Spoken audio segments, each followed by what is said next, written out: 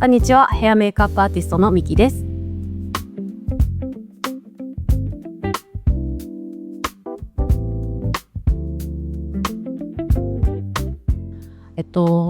一番の、きっかけっていうのはやっぱり子供の時から化粧品とかスキンケアっていうものが、母の影響もあって自分の身の回りに当たり前にあったっていうのはすごい大きいかなって思います。で、だからもうおもちゃみたいな感じでマニキュア塗ったりとか、隠れてアイシャドウ塗ったりとか、母親の化粧品で遊んでみたり、そういうのがもう当たり前だったっていうのが一番最初の原点としてはありました。うちの母も、化粧品のメーカーなんですけども、そういう会社で働いてるので、化粧品がいっぱいあるのが当たり前の環境だったって感じです。高校卒業した後に、語学の専門学校に行って、そこの学校は、授業の80%、90% がもう全部英語になってました。で、そこで、英語、主に英語の勉強をして、でそこから普通の一般職に就職して、そこから、次の人生のステップ考えた時に一旦その一般職は辞めて1年だけ海外に住みました。私は英語が話せたので、オーストラリアのシドニーで現地の、カフェで、ローカルのカフェでバイトをしながら、あっちでできたいろんな国の友達と旅行したりとか、バイト終わった後にちょっとご飯食べに行ったりとか、そういう感じの生活をしてました。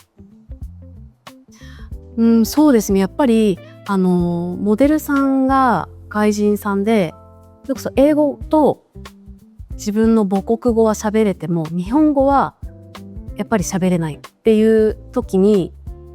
英語が喋れる人がいるとやっぱりよかったって言ってもらえると、なんかちゃんと勉強しててよかったなって思える時がやっぱりありますね。大前提としてメイクが好きとか綺麗になることが好きっていうのはあったんですけど、じゃあヘアメイクさんになりたいかっていう、そこまではその就職の段階では、進路を決める段階ではそこまでは行き着いてなかったんですね。だけどそれと同時に私は語学の方も結構得意ではあったので、じゃあどっちを取ろうかってなった時に、やっぱりそこで母の助言があって、いや語学は絶対にやっといた方がいいっていうことで、そっちの道に一旦は進んだんですけども、退職をして、じゃあ次何やろうかっていろいろと自分の今後の人生とか何を本当にやりたいかっていろんなことを考えた時に、私は自分が綺麗になることも好きだけど、人を綺麗にしてあげる方もやりたいってすごい考えたんですね。なのでそこでヘアメイクさんになりたいなって思ったのがきっかけでした。美容系の雑誌だったり、あとはタレントさん指名で入らせていただく広告だったり、映画やあとバラエティ番組とか、そういったものが多いです。現場のライトだったりとか、そういったものを私はすごく見るようにしてます。こういうライトが白っぽいのかとか黄色っぽいのかとか、どういうシチュエーションなのかな、外なのかな、中なのかなとか、そういうのをすごくよく考えて、じゃあこういう風に作ろうかなとか、じゃあ風が強いからこういう風にしようかなとか、結構いろいろとそういうシチュエーションを考えて作るようにしてます。ビューティー系の雑誌をやるときと、また映画とかドラマをやるときの作り方って全く本当に違って、ビューティー系の作品だったりすると、その人自身をきれいにするっていうことが大前提なんですけども、映画とかドラマになってくると、きれいなのはもちろんなんですけども、それよりもやっぱりその役っていうものになりきる、その役を作り上げるっていうものがやっぱり大事になってくるので、またそこが違ってすごくいい経験だなと思いました。まずはちゃんとお相手の方とお話をすること、どういうものが、どういうイメージが好きかとか、どういう雰囲気が好きかとか、まずそういう会話をちゃんとするっていうことはまず一番大切にしています。はい。じゃないとこっちが好きなものを押し付けるっていうだけになっちゃうと、やっぱりなかなかうまくいかないっていうこともあるので、お相手の求めていることも聞きつつ、こっちがいやこうしてはいかがですかとかっていうのもいろいろとお話ししながらっていうのは一番心がけていることかなと思います。であとは、やっぱり清潔感とか自分の持っているものとかもきれいにしておくっていうのは、もうこれはやっぱりコロナとかっていうのもあったっていうのもあるんですけども、自分もやっぱり自分の道具とかが汚かったりちょっとベタベタしてたりとかっていうのがあるとちょっと気分が上がらないので、やっぱりそういう清潔感っていうのはすごく大事にしています。あとは挨拶とかそういうのはすごく大事にしてます。現場に入ってちゃんと皆さんにおはようございます、よろしくお願いしますとかっていう挨拶っていうのはすごく大事にしてます。何が足りないのかがわからないけど何が足りないんだろうって漠然となった時がやっぱりあったんですよね。そうなった時って私は結構いろんな自分が触れてこなかったこととかに積極的に触れるようにしました。それこそ視野を広げてみるとか、自分が今までやってこなかったこととか、会ってみなかった人に会ってみるとか、そういうことをして自分の視野を広げるようにしました。もうその現場にいること自体ももちろん楽しいんですけども、出来上がって上がってきた時とかにやっぱり達成感とか、すごいよかった、ちゃんとできたみたいな、やっぱそういうのがやっぱ味わえるのが、私はすごくこの仕事をやってて幸せだなと思えますね。その人自身の骨格だとか、その人自身の良さを引き立たせるようなメイクが私はすごく好きで、もちろん人によってコンプレックスがあって、ここはどうしても隠したいとかっていうのももちろんわかるんですけども、私はそこも活かしたメイクっていうものがすごく好きだなって最近では思います。その人自身をちゃんと見ることですね。もちろん自分が好きなものとか自分が得意なものはもちろんあるんですけども、でもそれをさっきも言ったんですけど、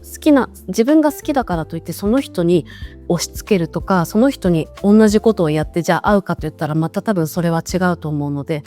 じゃあ自分が得意なものだけどこの人に合わせるとしたらどういうふうに合わせていったらいいかなっていうのを、その人の骨格だとかいろんなその人自身をしっかり見て、色味だとかどういうふうにしたらこの人はいいかなっていうのを考えるようにしてます。家の中にずっといるってことが好きじゃないので、割と外に出ていろんな人を見るようにしてます。今例えば10代の子たちはこういうのが好きなんだとか、20代の子たちは今こういうの好きなんだなっていう、私の世代じゃない子たちの流行りとかをいろいろ見て、ネタとして自分の知識にインプットするようにしてます。今やっぱりトレンド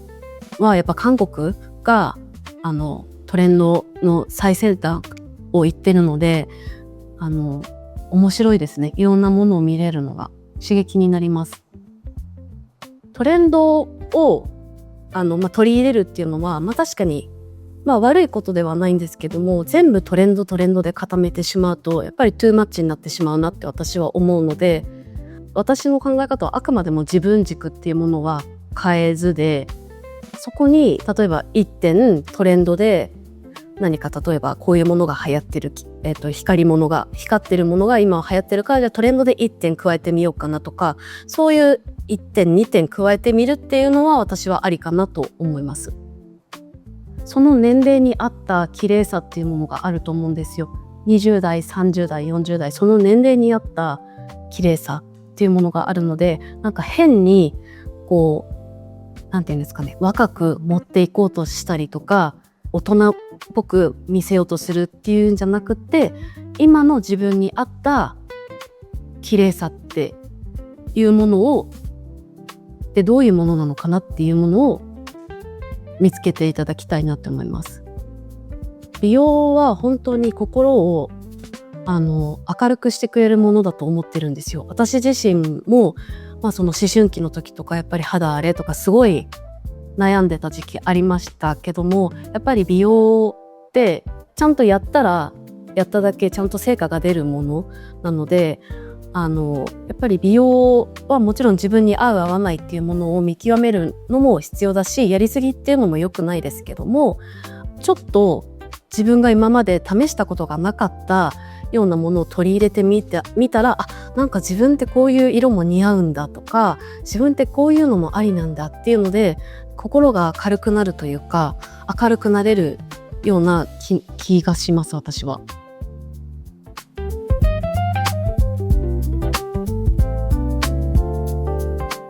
美容は絶対に裏切りません。自分を可愛がって愛してあげた分だけ、美容は絶対に返してくれます。皆さん一緒に綺麗になりましょう。